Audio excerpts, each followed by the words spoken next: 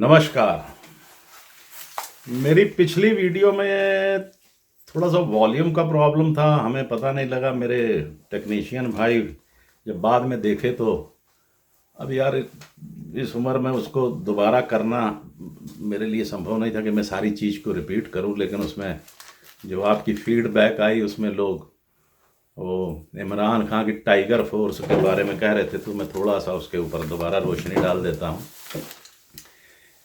इमरान खान एक tiger force बनाए हैं, जिसमें उसकी कंप्यूटर के ऊपर रजिस्ट्रेशन करवाए, 15-20 हज़ार लौंडों वोंडों को इकट्ठा किया है वो पहना के टी शर्ट और टोपी लगा के कि ये राशन बांटेंगे, ये करेंगे, वो करेंगे। कोरोना करना कराना क्या है, वो अपना एक मसल पावर दिखाना चाहते हैं कि ये लोग देखिए यूथ हमारे साथ है।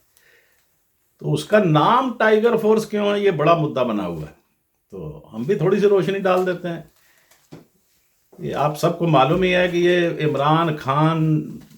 इमरान अहमद खान न्याजी हैं। तो इनके चचा थे ढाका में ए न्याजी, जो सरेंडर साइन किए थे अजीत सिंह अरोड़ा और जनरल जैकब के साथ। तो उसको आर्मी के अंदर टाइगर न्याजी कहा जाता था। बड़ा बहादुर, एकदम टाइगर की तरह झप्पा मारता है। और जब ढाका में सरेंडर करना पड़ा तो उनके साथ ही एक कर्नल किताब लिखे हैं कि जब घेरा पड़ गया और ऊपर से इंडियन जेट घूमने लगे, बम गिरने लगे, तो सुने कि वो टेबल के नीचे घुस के रो रहा था। तो अब ये टाइगर जब किसी की नस्ल में घुस जाता है ना, तो वो सब, मेरा बाबा टाइगर था, वो शेर मारा था, तो हम चचा हमारा टाइगर मारा था।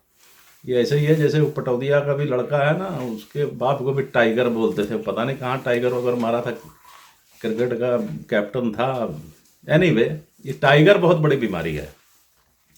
तो अब ये टाइगर फोर्स है, आप देखिए इसको, इसके जो 15-20 हज़ार टाइगर हैं, अभी सब वो 10 करोड़ भूखे नंगों को खिलाते हैं कि उनको खाते हैं, वो भूखे हैं कि लोग भूखे हैं। तो ये था। लेकिन मेरा एक कहना है कि इंडिया के जो भी यूट्यूबर हैं या न्यूज़ कास्टर हैं, तो इमरान टाइगर कह के बुलाना शुरू कीजिए। ये बहुत बदतमीजी करते हैं अपने, इनके जो प्रोग्रामर हैं, इनके टीवी के ऊपर आते हैं, वो मोदी साहब के लिए और अमित शाह के लिए, इन्हीं दो के पावर वालों को नहीं, ये हमारे हिस्टोरिकल जो फिगर्स हैं उनके लिए भी बड़ी घटिया लैंग्वेज, जैसे महाराजा रंजीत सिंह को काना कह के बुलाते हैं, और गौमूत्र पीने वाले, गोबर खाने वाले, पता नहीं क्या क्या अजीब तरह के होते जनरल जुनरल हैं। ये अभी आर्मी का अफसर यार 12वीं पास करके जाता है, पता नहीं कितना पढ़ा लिखा होता है, उसकी तो क्वालिटी बहादुरी है। उसकी बहादुरी ये नहीं है कि वो कितना बड़ा हिस्टोरियन है, और ये सब फिजिक्स के, केमिस्ट्री के, इकोनॉमिक्स के, हर चीज के एक्सपर्ट हैं इनके जनरल। वो हर टॉक शो में एक जनरल बैठा होता है। पता नहीं पॉपुलेशन में इनके लीडर कम हैं, जनरल ज़्यादा हैं। पंजाबी में कहते हैं ना, इट चक्को होते जनरल निकलता। तो ये था मेरा पिछले वीडियो के रेफरेंस में कहने का। और कई लोगों ने हमसे कहा कि यार ये जो एक्चुअल प्रॉब्लम है इंडिया की, ये क्या है, ये क्यों है, ऐसा क्यों है, हमारे यहाँ सोशल अनरेस्ट क्यों होती है। और ये सोशल अनरेस्ट को बहुत से लोग इनकैश कर रहे हैं आजकल। तो भाई मेरा तो बार बार यही कहना है, मैं पार्टीशन के विक्टिम फैमिली का मेंबर हूँ। मेरे ग्रैंडफादर पाकिस्तान से माइग्रेट हुए। तो ये जो बारीकियां हैं, जब आप किताबें पढ़ते हैं, किसी की लिखी पार्टीशन के ऊपर लिखी, कोई कुछ लिखता है, कोई कुछ लिखता है, कोई कुछ लिखता है, तो being a citizen, being a Indian, being वहाँ के एक पर्टिकुलर जोन के रहने वाले, हमारा कंसर्न तो यह है कि हमारे ऊपर उसका असर क्या पड़ा, क्यों पड़ा, कैसे पड़ा। हमारे लिए वो डेट वेट और फलाने की चिट्ठी, फलाने का ये, फलाने का वो, ये कंसर्न नहीं रखता है। तो अब जो कुछ हम झेल रहे हैं इंडिया में, ये आना था, it was a long due. मैं अपनी ग्रेजुएशन के समय से कहता था कि हिंदुस्तान में एक बार अपनी सिविल वार होगी, और वो अपने नेबर के साथ जब लड़ाई होगी उस समय होगी, क्योंकि उसके लॉयलिस्ट, उसके हमदर्द और वो जो ड्रीम देखा गया नॉन इंडियन मुस्लिम की तरफ से। मैं फिर आपको वार्निंग देता हूं कि आप एक डिवाइड लाइन खींचिए कि ये हिंदुस्तानी मुसलमान हैं जो जाट भी हैं, राजपूत भी हैं, गुज्जर भी हैं, एवरी एक लिस्ट बना लीजिए कि हिंदू सोसाइटी के अंदर ये लोग होते हैं, वो सब कॉपी पेस्ट मुसलमानों में है। और वो हमारा डीएनए है, हम ही लोगों की एक्सटेंशन है। उनको हमदर्दी की जरूरत है, आप उनके साथ भी वही हेटरेट का हिसाब रखेंगे तो बात नहीं बनेगी। जैसे इंडियन सोसाइटी में, जिसको आप हिंदू सोसाइटी कहते हैं, उसी की कॉपी पेस्ट सब जगह है, सिखों में भी है, बौद्धों में भी है, सब जगह। कहने के लिए ये नए नए पंथ बनते रहते हैं, वो जो हमारा कास्ट स्ट्रक्चर है वो कहीं नहीं जाता। और ये बहुत बड़ा रोल है, अंग्रेजों से लेके, मुगलों से लेके, अंग्रेजों से लेके आज तक, जब तक ये लाइन नहीं मिटेगी या मध्यम नहीं होगी तब तक आप हल नहीं निकाल सकते हैं। अब आप समझिए कि फिर वही बात 1947 पे आती है कि ये गंगी जमुनी तहजीब में जितने ब्राह्मण थे, नेहरू साहब को कहा जाता था कि ये खद्दर पहने हुए कम्युनिस्ट हैं, लेकिन उनको कोई एतराज नहीं था कि उनके नाम के आगे पंडित लिखा जाता है। अब ये जितने पढ़े लिखे, अब इसमें तो कोई दो राय नहीं है कि जब अंग्रेजी एजुकेशन आई, कलकत्ता में यूनिवर्सिटी बनी, पटना, इलाहाबाद, गंगा के किनारे किनारे, यहीं से गंगी जमुनी तहजीब हो गई, आगे अलीगढ़ बन गया मुसलमानों का। तो अब इन यूनिवर्सिटीज में पढ़ने वाले सब या तो ब्राह्मण थे या कायस्थ थे, बाकी सब तो हली जोत रहे थे, सदियों से वो हली जोतते रहे हैं, 47 के बाद तक जोतते रहे हैं अभी तक। तो उधर ब्राह्मण कायस्थ थे, इधर सैयद साहब, सिद्दीकी साहब, उस्मानी साहब और फलाने साहब। तो ये इनका गठजोड़ था, मुस्लिम एलीट, हिंदू एलीट। पार्टीशन करवाने वाले भी मुस्लिम एलीट थे। हमको तो लगता है इन लोगों का शेक हैंड ही था कि चलो यार, उधर वाला मोहल्ला तुम ले लो, इधर वाला हम ले लें। आई डोंट नो इसकी बहुत बड़े लोग सर्जरी करें तो, लेकिन बेईमानी हमारे पूरे मास के साथ हुई ना कि आप साहब, अब आप देखिए 1947 से लेके ये 1965, 67, 68, 70 तक हर स्टेट का चीफ मिनिस्टर, कोई मिश्रा जी है, शुक्ला जी है, तिवारी जी हैं, वो हैं। और ठीक है, आप समाज की पढ़ा लिखा वर्ग था, लेकिन पढ़े लिखे वर्ग के साथ जब आपके पास सत्ता आती है तो स्पेशली डेमोक्रेसी आप कह रहे हैं, सेकुलर कह रहे हैं, ये कह रहे हैं, वो कह रहे हैं, if you don't share the cake buddy, there will be a problem.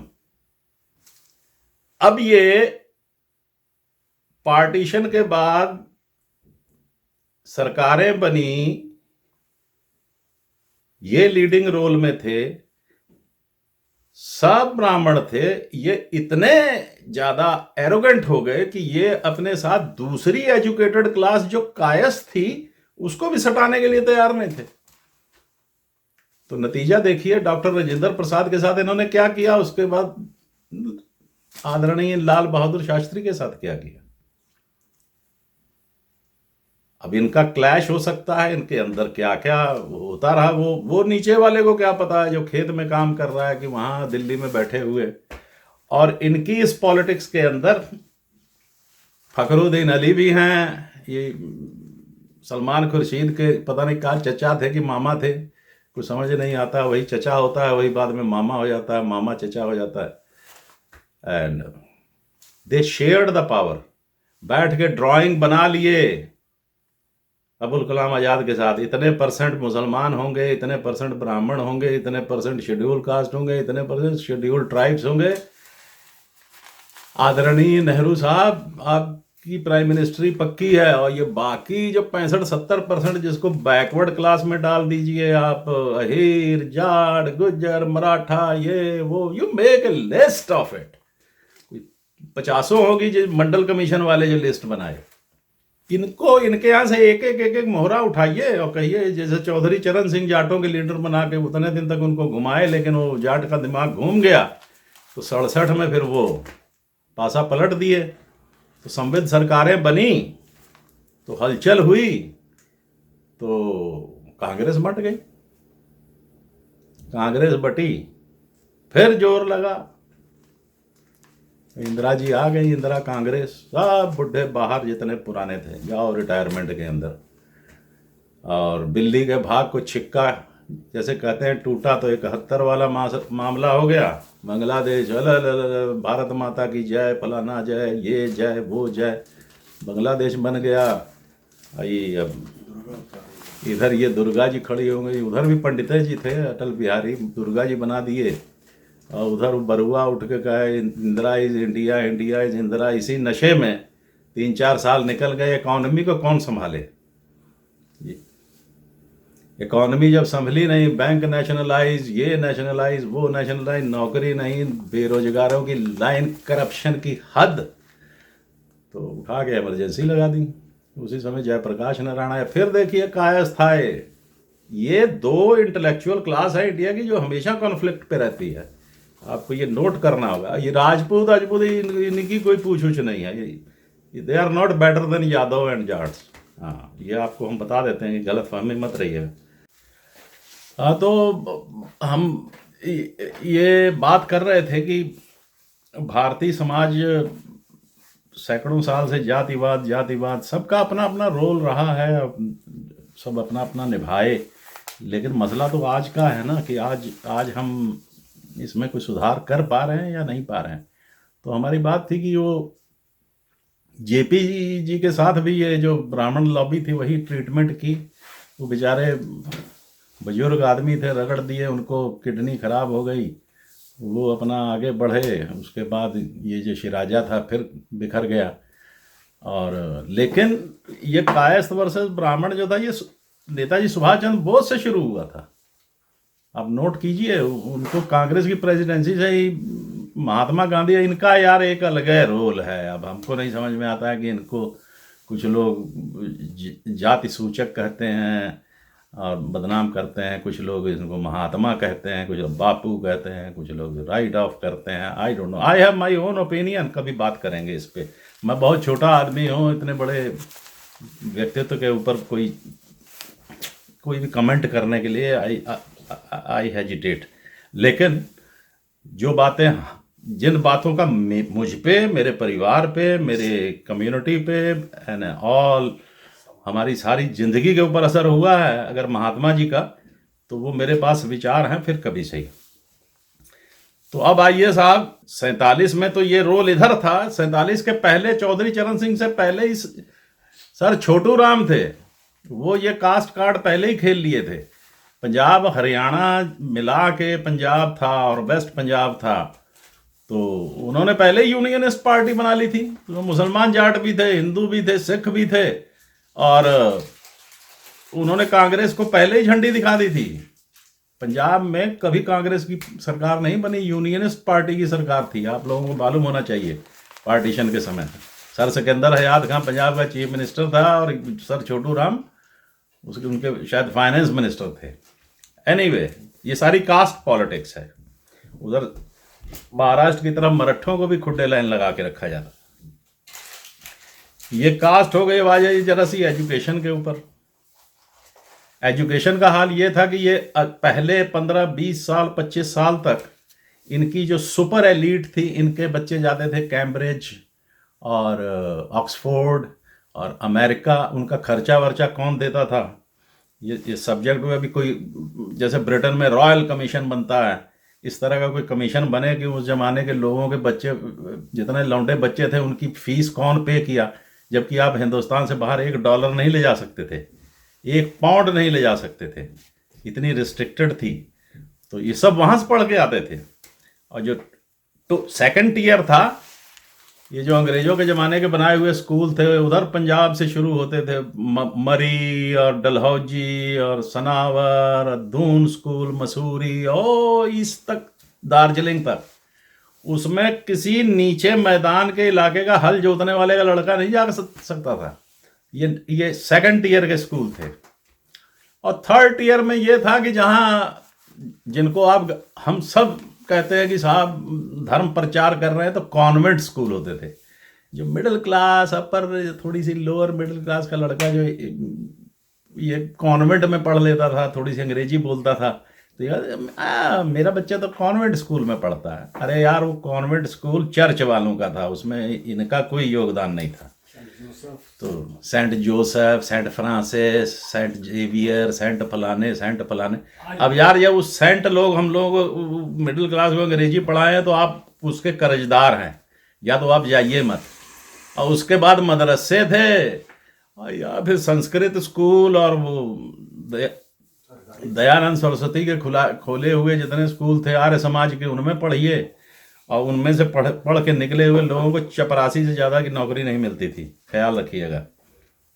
अब आइए इकॉनमी पे। सारी इकॉनमी बंद कर दिए। सब लोग कहते हैं कि नेहरू जी बड़े महान अर्थशास्त्री थे साहब, ये स्टील प्लांट वो स्टील प्लांट बनाए, ये वो के ठीक किए। तो अब नेहरू जी ना होते तो क्या स्टील प्लांट ना बनता यार? ये कौन सा लॉजिक है कि फला ना होता तो ये ना होता, फला ना होता ये ना होता? यार कोई भी होता, कुछ ना कुछ तो होता है। सोवियत यूनियन की कॉपी करके 5 ईयर प्लान ले आए। अब सेंटर में एक बड़ा सा प्लानिंग कमीशन बना दिया। आपको मैं बताऊं कि अगर आप गरम मसाला अपने घर में ग्राइंडर में पीस के प्लास्टिक के बैग में डाल के उस पर अपने बाप का नाम लगा के लेबल बेचना चाहते हैं, हम नहीं बेच सकते थे। उसको आप ट्रेडमार्क कराइए, उसका लाइसेंस लीजिए। और लाइसेंस कौन देगा? कोई एमपी देगा, एमएलए देगा। तिवारी जी, पांडे जी, जाइए वहां मिलिए मिनिस्टर को, उसको पैसा दीजिए, तब आप अपना ब्रांडेड मसाला बेच सकते हैं। कोई दर्जी अपनी आपकी कमीज पिछले 10 साल से बहुत अच्छी बनाता है, बढ़िया है, सब लोग सिलवा रहे हैं, लेकिन अगर वो उसको ब्रांडेड करना चाहता है तो नहीं कर सकता, लाइसेंस चाहिए। ये इकॉनमी थी साहब। स्कूटर वालों को बजाज बनाएगा सिर्फ, एम्बेसडर बिरला जी बनाएंगे, फिएट फलाना बनाएगा, उतने से ज़्यादा नहीं बनाएगा। वो उतनी कितनी जितने की ऊपर की एलीट को सर्व कर सके। गांव वाले के लिए कार नहीं है। ये थी हमारी अर्थव्यवस्था, जिसको नेहरूवियन इकोनॉमी कहा जाता है। अब ये खोलने की बात आती है तो सब कुछ मनमोहन सिंह की है। मनमोहन सिंह को घर से उठा के नरसिम्हा राव लाए थे।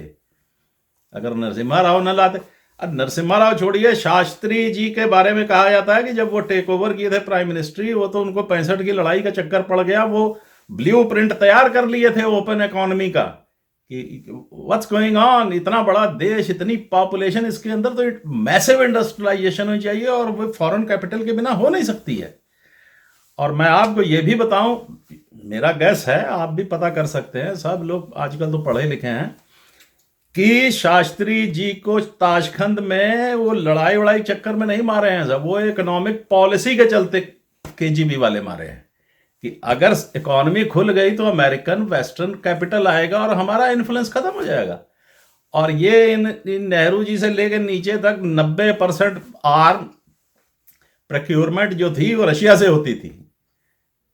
बिना कमीशन के हथियार नहीं बिकते हैं। और सारा कमीशन कहाँ जमा होता था?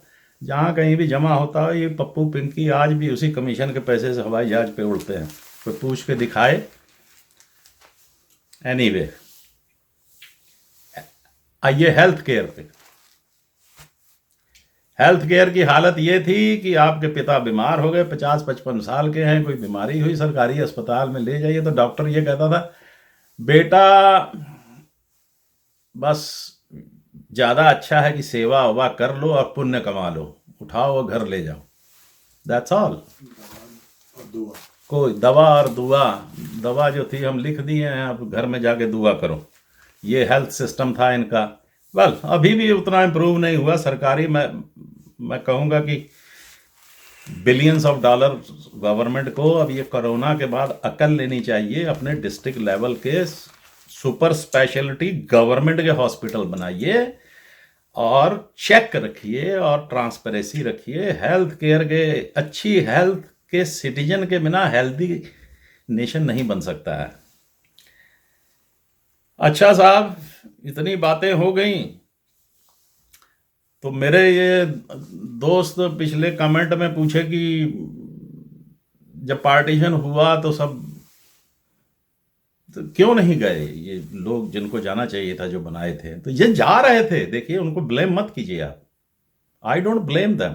सारी दिल्ली निकल के बाहर बैठी हुई थी कि पुराने किले में इधर उधर की अब ट्रेन चलेगी तो हम जाएंगे।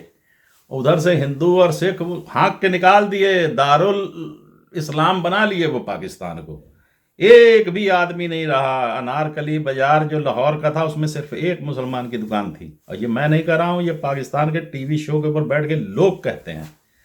पाकिस्तान की जो कैनाल सिस्टम है वो दुनिया का सबसे बेस्ट इरिगेशन सिस्टम था, जिसके अब ज़्यादा नहीं एक्चुअल डाटा तो है नहीं, लेकिन हमने अपने ग्रैंडफादर से और लोगों से जो देखा, उसका बिग चंक ऑफ शेयर जो था वो सिखों के पास था। जाटों, राजपूतों, गुज्जर जो फौज से रिटायर होते थे, सबको ज़मीनें मिलती थीं, वो खाली किए, सब बैलगाड़ी जोड़ के सब चले आए। जितने शहरों के रहने वाले हिंदू बड़े महाजन कहा जाता था, जितने आड़तिए, जितनी बड़ी बड़ी बिल्डिंगें, हवेलियां, दुकानें, बाजार के बाजार, शहर गिन देता हूं तो आपको, लाहौर, सियालकोट, गुजरांवाला, रावलपिंडी, सरगोदा, मुल्तान, लैलपुर, साहिवाल, नेम इट, हर शहर की 80% शहरी जायदाद जिसको कहते हैं, अर्बन सोसाइटी, अर्बन प्रॉपर्टी के मालिक हिंदू थे, जो दिल्ली के बाजार में आके जूते की दुकान खोल के बैठे सड़क पे, और पंजाब के गांव में साइकिलों के ऊपर कपड़े लाद के गांव गांव घूमे और छोले भटूरे की दुकान खोले। वो सब दिल्ली के बाहर आके बैठे हुए थे। अगस्त के बाद नवंबर आया, दिसंबर आया, ठंड आई, सर्दियों की बरसात आई, और ये जितनी जनता दारुल इस्लाम में जाने वाली थी, इसको ये पंडित नेहरू फौज लगा के वापस घरों में भेजे कि अगर किसी ने हाथ उठाया, किसी ने उंगली उठाई तो काट दी जाएगी। ये थी यार, ये हिस्ट्री है, ये सच्चाई है, इसमें किसी की बुराई या किसी की अच्छाई नहीं है। अब ये गंगी जमुनी तहजीब है भैया, झेलो। अब आपके घर आई हुई है ये। वो पंजाब ने झेल ली, बंगाल ने झेल ली, और उधर से बंगाल से आने वाले लोग पता नहीं कहाँ कहाँ बैठे हैं। कोई रेलवे का स्टेशन मास्टर, पढ़े लिखे थे बंगाली सारे, वो कहीं कोई, कहीं कोई पोस्ट मास्टर, कोई कुछ, कोई कुछ, कोई कुछ। पंजाब के जाट आए जो खेती बाड़ी करने वाले थे, कोई ट्रांसपोर्ट, कोई ट्रक, कोई टैक्सी, कोई मुंबई, कोई कलकत्ता, कोई इधर कोई उधर। जितने हिंदू महाजन सेठ हम लोगों के थे, जो सारी इकोनॉमी को रन करते थे, कोई लखनऊ में बैठा है आज पंजाबी भूला हुआ है, कोई इंदौर में बैठा है, कोई कहीं बैठा है, कोई कहीं बैठा है। It's a loss of generation, loss of culture. Pain सबको है, लेकिन फिर भी खुश हैं लोग कि हम अपने देश के अंदर आ गए, अपने लोगों के पास आ गए। And you still don't understand that, you are not ready to react. और ये जितने लोग यूट्यूब पे स्वरा भास्कर और फलानी पता नहीं क्या है, वो एक तैमूर पैदा कर रही है, ये कोई नादिर शाह पैदा कर देगी, इससे ज्यादा क्या हो सकता है। That's our fate. नमस्कार।